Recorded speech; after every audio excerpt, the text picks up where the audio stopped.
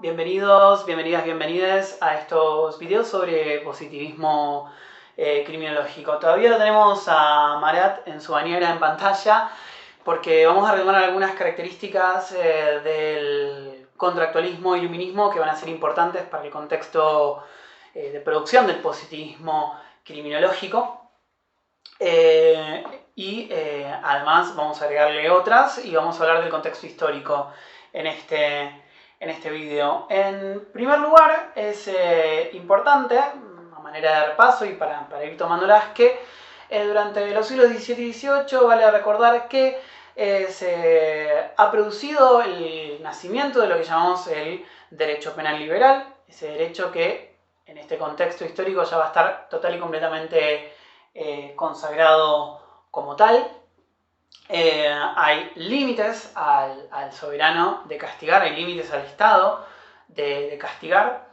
Es un castigo más sobre el alma que sobre el cuerpo, es un juicio público más que privado, y es un cumplimiento de pena justamente privado, ¿sí? La prisión se generaliza como forma de castigar y en este contexto va a tener otras notas esa prisión.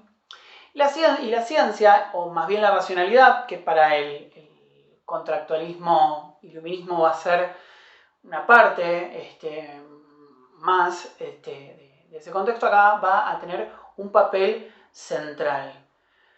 Sobre el contexto histórico podemos hablar de que existe una clase social hegemónica que ya venía en ascenso desde el momento en que hablábamos de contractualismo, esto es la burguesía. Esta burguesía se va a encontrar sobre todo en los países centrales de Europa y va a tener, según Zaffaroni, representantes en todo el margen.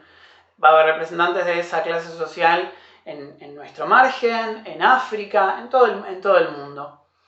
Esa clase social ya disfruta de los adelantos tecnológicos que esta ciencia y esta racionalidad aplicadas a la tecnología le van a brindar. Un gran desarrollo urbano, con ciudades amplias, con agua corriente, con ya iluminación a gas, con el surgimiento del telégrafo, con el acortamiento de las distancias por el ferrocarril y la máquina de vapor, y sobre todo por un gran adelanto en la producción con la innovación o con la incorporación de la máquina de vapor. Recuerden que este es alrededor de 1850, se da la segunda fase de la revolución industrial. Este gran excedente de producción, con el surgimiento de las primeras fábricas modernas y esta tecnología aplicada, va a ser necesario que esta clase social, compuesta sobre todo por comerciantes, quiera colocar esa producción en el resto del mundo. Para eso va a ser necesaria la expansión del mercado. Y de paso el control político y económico por parte de esta clase del resto del mundo, es decir, del margen. Los estados, ¿sí?, centrales de Europa van a lanzarse a la conquista de diferentes espacios en el resto del mundo. Esto no es otra cosa que el surgimiento del colonialismo. En 1885, en África, se vive una situación particular porque todas las grandes potencias de Europa se pelean por el espacio. Y es así que se la reparten en un congreso en Berlín como si fuera una torta, sin tener, por supuesto, en cuenta la opinión de ninguno de los pueblos africanos. Esto va a ser una nota importante para la siguiente unidad, que es sobre racismo y negritud. Que sobre todo se va a dar en la zona de África, y de ahí vamos a ver cómo hay repercusiones de eso en América, es decir, en todo el margen del mundo. Es importante mencionar esto porque Europa se cree a la cabeza de la civilización. Y esto viene de la mano con algunas ideas que toman los europeos. La primera es la del organicismo social, que va a tomar de Auguste Comte, el padre de la sociología, y esto lo vamos a retomar cuando veamos sociología. creía que la sociedad se manejaba como si fuera un organismo vivo. Es decir, aplicaba el método científico o una gran cuota de racionalidad a las ciencias sociales. Tal es así que a la nueva ciencia social él quiere llamarla física social. No llega a hacerlo por suerte, pero intenta predecir el comportamiento de la sociedad mediante las leyes científicas. Dice que la sociedad es un órgano. Como tal va a tener células que van a cumplir diferentes funciones. Cuando una de estas células no funciona correctamente, va a haber un tratamiento determinado y a esa célula se la va a eliminar o se la va a intentar curar, en el sentido médico de la palabra. Es importante mencionar en este sentido también las ideas de Friedrich Hegel, que es un filósofo muy en boga y muy discutido durante el siglo XIX, que va a decir que la civilización europea, por haber desarrollado su espíritu, está a la cabeza justamente de la civilización y como tal entonces está legitimada esta civilización, o mejor dicho, esta burguesía, para poder conquistar o para poder ocupar el papel en el resto, el papel de civilizadora en el resto del mundo. Estas ideas van a ser importantes para la conclusión que va a tener esta burguesía, porque va a intentar justificar el contrato social del contractualismo, pero de una forma biológica.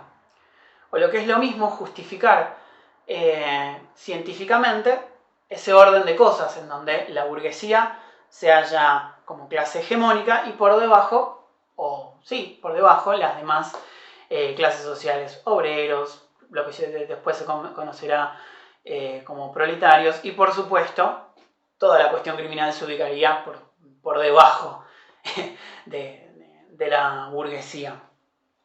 Este aspecto va a ser importante porque este pasaje de ideas a su vez va a deslegitimar el modo de producción esclavista, que era el modo de producción del anterior, digamos, del contexto histórico donde se producían los anteriores discursos criminológicos.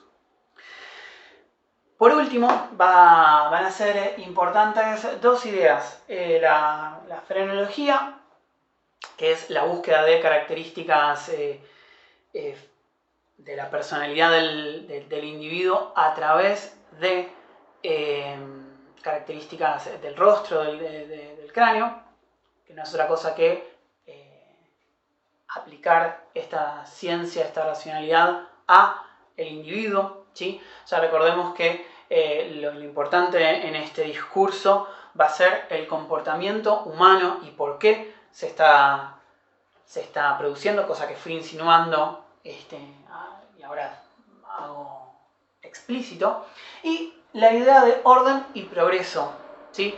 Por un lado, la idea que la ciencia, la técnica, va a ayudar a la humanidad a progresar de manera indefinida, y por otro lado, la idea de que mediante la observación, la clasificación, es decir, mediante la aplicación del método científico, existe un orden natural preexistente y que por lo tanto se justificaba. Es importante esto porque, por ejemplo, este derecho penal liberal, que ya está completamente consagrado en este siglo XIX, en este contexto, va a tener muy metida esta idea de orden, por ejemplo, con el surgimiento de los primeros códigos de leyes, las leyes concordadas, que van a transmitir la idea de que existe un ordenamiento que es natural e inviolable. Bueno, con esto terminamos el primer video. Vamos a retomar esto en el segundo.